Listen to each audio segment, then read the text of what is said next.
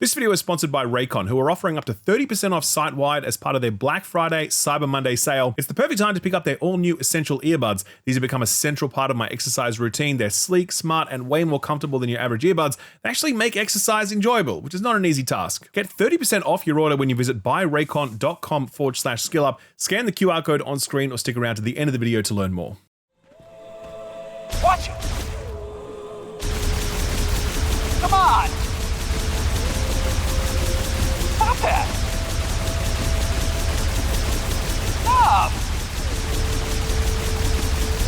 Don't! They're not funny.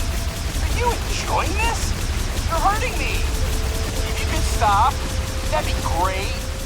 Hello and welcome to my Metroid Prime 4 preview. I was invited by Nintendo to their Melbourne office to play the game for around about 90 minutes. I played the game's opening, which is that sequence we've probably all seen by now, the one where Samus infiltrates a space station under siege before encountering a sick-looking bounty hunter space pirate dude who's likely to be the game's antagonist. I also got to play another early game sequence where I'm exploring an alien planet littered with ancient relics and reacquiring all of my power-ups. Very, very Metroid Prime. Felt great to be back.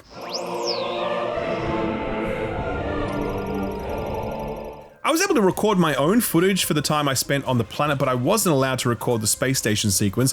I was, however, allowed to play that in handheld mode for the first time, and it runs great. On Switch 2, the game will have both a performance mode and a quality mode, with performance delivering 120 FPS even in handheld mode, and a quality mode delivering 60 FPS at a higher resolution. So yeah, basically, no matter what, it runs silky smooth, which doesn't come as a great surprise since Metroid Prime 4 is also shipping to the Switch 1, and even then, it's not pushing any visual frontiers. It looks nice, don't get me wrong, but it's less intricate than most modern games, and the narrow linear level design is less technically demanding on hardware versus big elaborate freeform open worlds. Point is, where Donkey Kong Bonanza was already showing the limits of what the Switch 2 was capable of, Metroid Prime 4 has been built with Switch 1 constraints in mind, and as such, the Switch 2 hardware is able to run rings around it. As a quick aside, I also got to spend some more time playing with the mouse mode with both the unit docked and sitting on a table in front of me. It works really well, and I definitely found I had more control in firefights, but what I also came to realize is that the mouse controls give you a level of precision that you don't really need when you're playing a Metroid game. That's because Metroid is a first-person shooter designed exclusively for console play, and baked into that design is a lock-on feature that does all of the aiming for you. I think if you were to port a competitive PvP shooter to the Switch, then the mouse controls would be extremely valuable to you, but with Metroid, you just don't need them because the game has been designed from the ground up to be played with a controller, and the combat puzzle is not about precise aiming, it's more about simple throughput or positioning. But look, it works, and it's a really nice way to play if you have a setup where you can make use of it. This is going to be a bit of a funny preview because having now played the game on 2 separate occasions, a combined 2 hours of gameplay, I'm extremely into what Metroid Prime 4 is doing, but maybe that's my nostalgia for the franchise talking rather than Metroid Prime 4 really standing on its own 2 feet as a title that's likely to spirit this franchise into the next generation. I know that sounds kind of weird, so let me explain.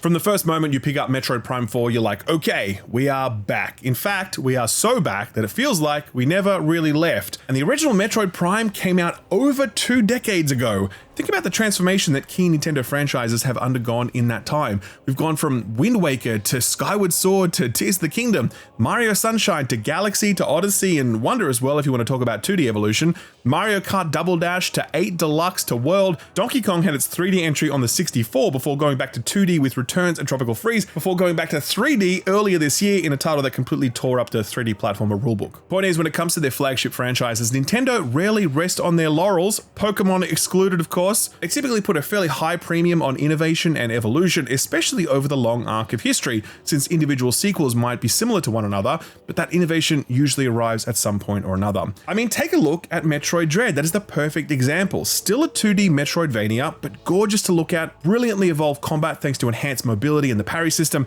the chase sequences with that creepy robot thing that was hunting you at all times. Absolutely fantastic game that was the perfect fusion of new and old, pun intended. So given that it's been 23 years since the release of the original Metroid Prime and 18 years since the release of the last Metroid Prime game, you'd expect that Metroid Prime 4 would be looking to evolve the formula in the same way that Metroid Dread did.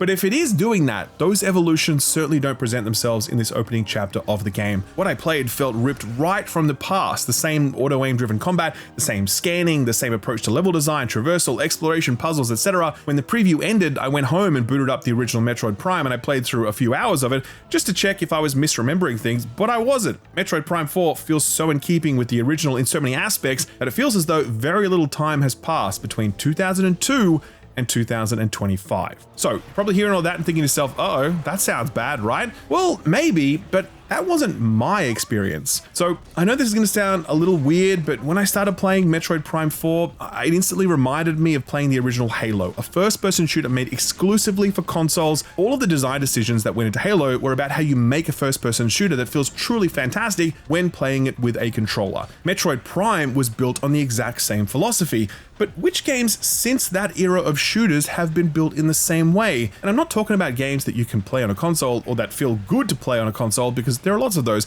I'm talking about a bygone era of first-person shooter game design that prioritized auto-aim and auto-targeting, that had deliberately slow combat pacing with no sprint button, where time to kill was much longer, where enemies were big, lumpy targets that were easy to hit and soaked up plenty of rounds, where enemies fired slow-moving projectiles that you could dodge. That type of first-person shooter game design hasn't existed since like Halo ODST and Metroid Prime 3, I'd argue, and those games were released back in 2009 and 2007 respectively. By that point, we'd firmly entered the Call of Duty era of first-person shooter design, which is built on different foundations and feels fundamentally different. So playing through Metroid Prime 4, I was like, this feels old, but also totally unique in the modern era.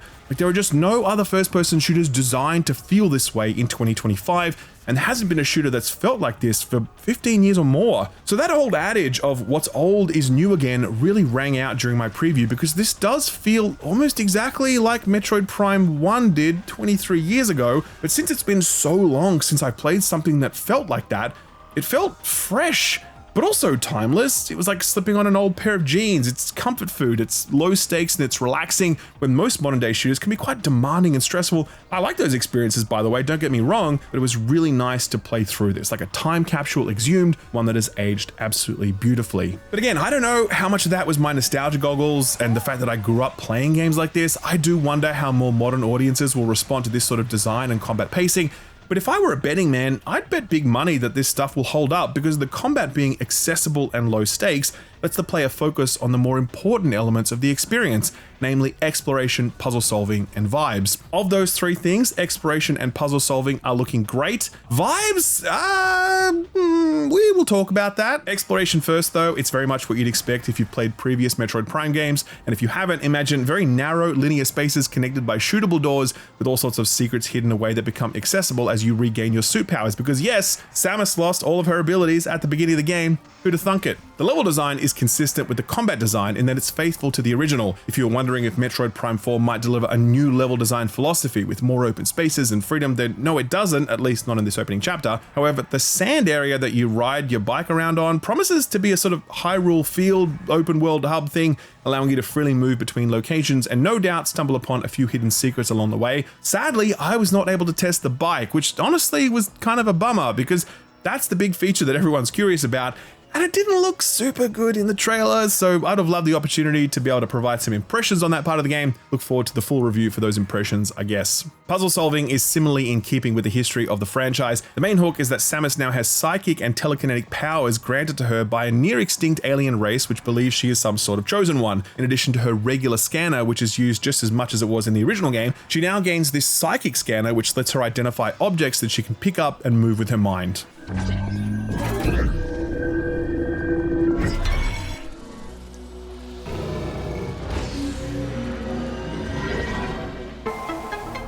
Later on, you'll unlock an upgrade which lets you charge your particle beam during this psychic scan, and that lets you actually control the projectile once it's been fired, something that came in very handy during both puzzle solving and a boss fight.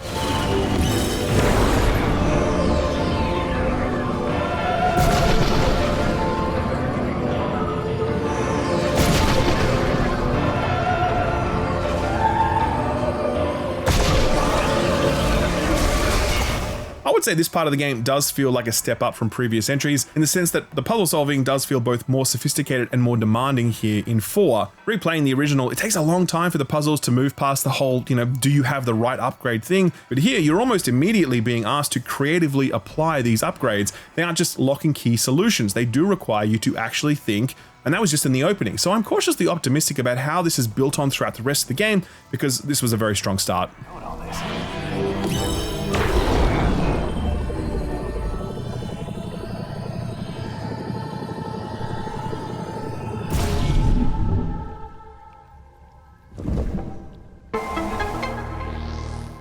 Okay, so that's combat, exploration, and puzzle solving. Now let's talk vibes. And to assist me with that, I'd like to introduce you to your new best friend, Miles McKenzie.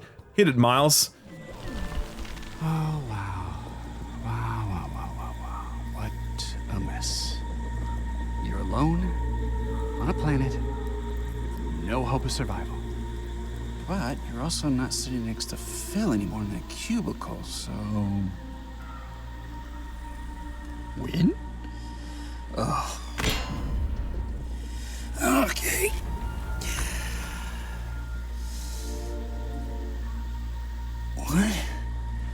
What now?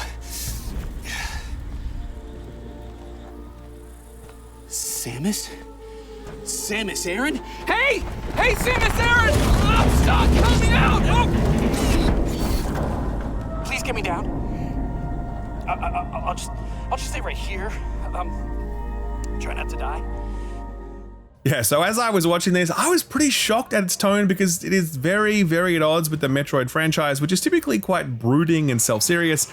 This felt like Whedon-esque, gun-esque quippiness in my Metroid game, and yeah, it was a big surprise. But I thought, okay, maybe this is just a single cutscene and we rescue this dude and then we get on with things. But no, it turns out this guy is a pretty central character in the game, and after I rescue him, he follows me around for a bit, and he just doesn't stop talking, handing out free advice like this little gem.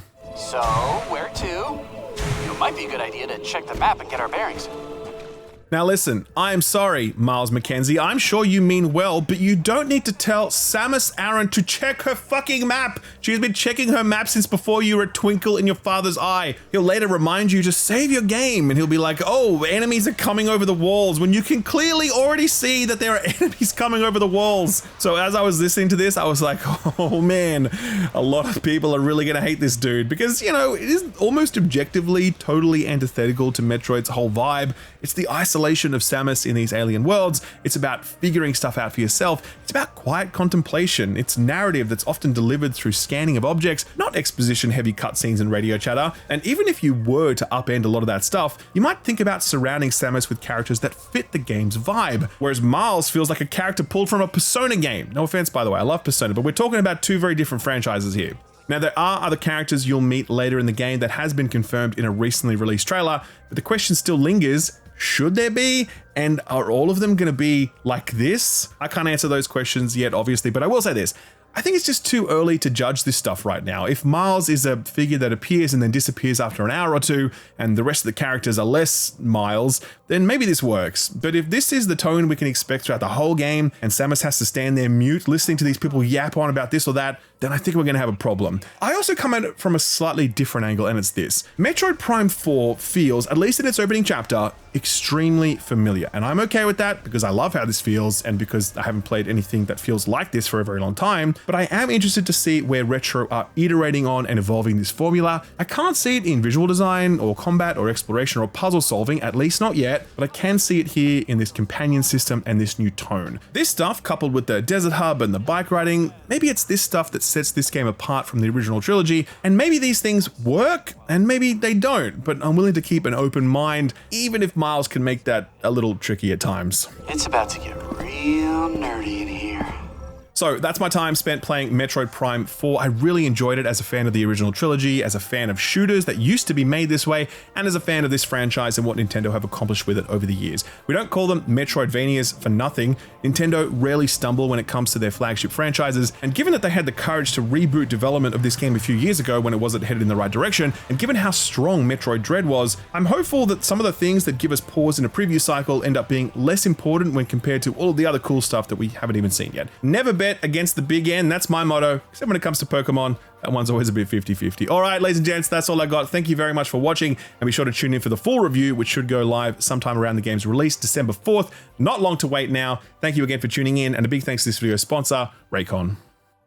This video's sponsor, Raycon, are having their massive annual Black Friday / Cyber Monday sale, giving you up to 30% off site-wide. It's the perfect time to grab their latest and greatest release, their open earbuds. I got mine about 3 months ago now, and I've been using them almost every day since, as they're now baked into my daily exercise routine given how light and comfortable they are. The Raycon Essential Open Earbuds solves so many problems created by traditional earbuds. The biggest one for me is comfort. I don't know about you guys, but always having a piece of plastic jammed into my ear can start to feel a little uncomfortable after a while. The Essential Open Earbuds sit around and on top of your ear, and no word of a lie, sometimes I forget I'm even wearing them. The best use case though is exercise. There isn't a single pair of earbuds that stay in my ear when I'm jogging, but I don't need to worry about that with the Essential Open Earbuds because their design means they stay on no matter what I'm doing. Plus, I don't get so much sweat built up in my ear, but even if I did, the Essential Open Earbuds are IPX5 certified water resistant. Also, I play a lot of tennis, and lately I've been wearing these while I play because it lets me listen to music or a podcast while I'm hitting against a ball machine. And that is so good. I love that. The sound quality is crisp and clear, allowing me to enjoy music and podcasts while also being able to hear what's going on around me.